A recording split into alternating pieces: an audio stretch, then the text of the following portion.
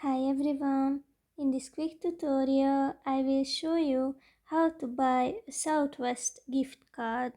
Just open the app, wait a little bit, click on More, which you can find at the bottom of the page, scroll down until you find gift cards.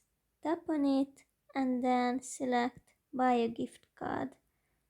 You have to wait again, but then you will have to choose the amount of money you would like.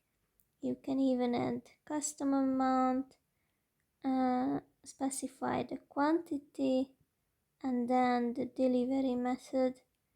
After that, click on personalize, where you can add email address and the recipient information, and also you can add short personal message.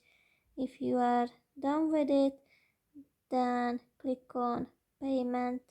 That's basically it. I hope this will be useful for you.